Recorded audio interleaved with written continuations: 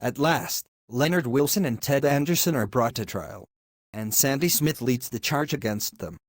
As a representative of the people of my town, I will prove that Leonard Wilson in a conspiracy with Ted Anderson sabotaged the town's sewage treatment system to increase the profits of the privately owned local hospital.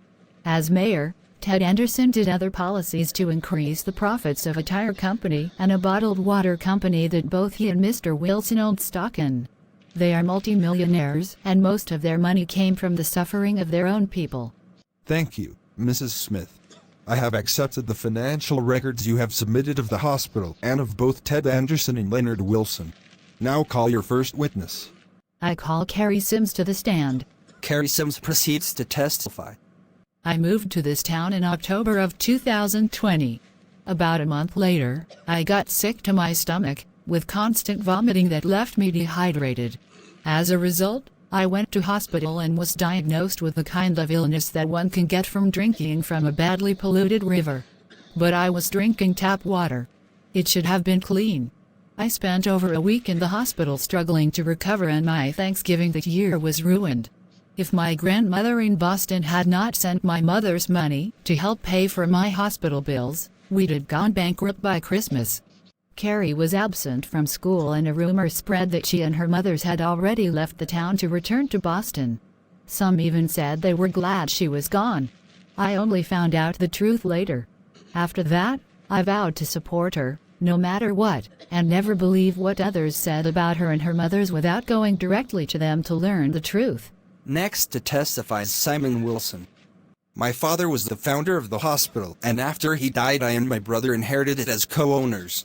Later, we sold a portion of the hospital to Reverend Dave Owen, and he was forced to return it to us after he was convicted of arson of a church he had once been pastor of.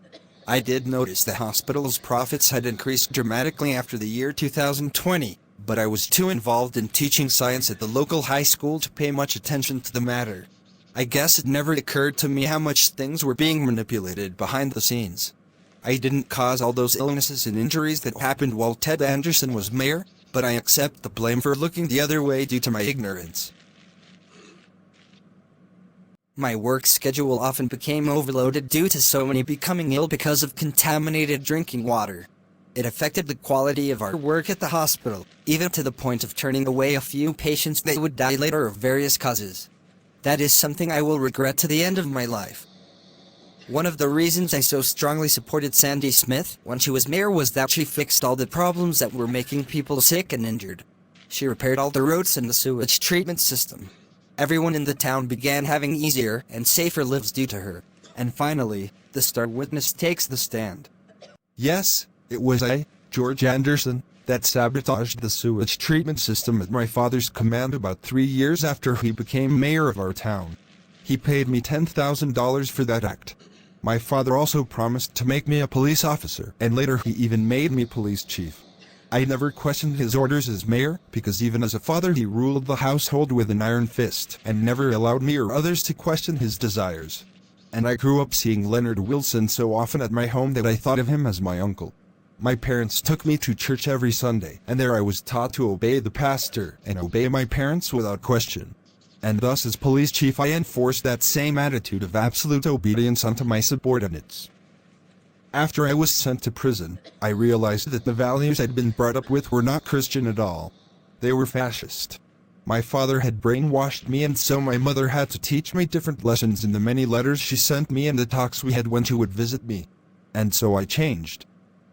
I accept my punishment for what I did, but it is time for my father and Leonard Wilson to pony up too. Because I never would have done a lot of the things I did as a cop if not for them, including that arson attempt at the Tuscany Tavern.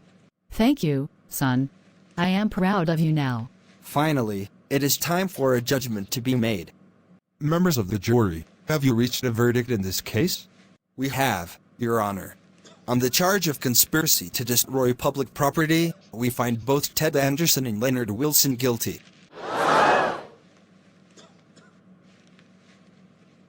Thank you, members of the jury.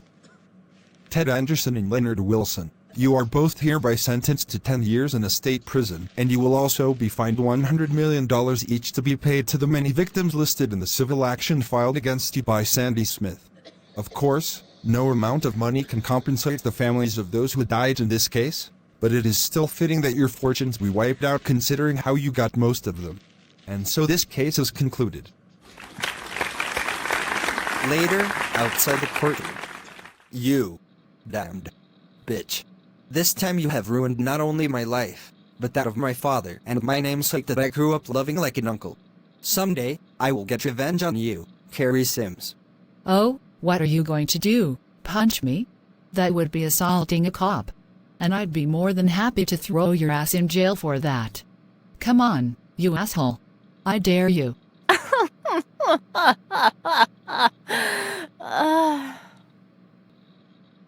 Just you wait. I'll make you pay, somehow. Carrie, aren't you worried that he threatened you?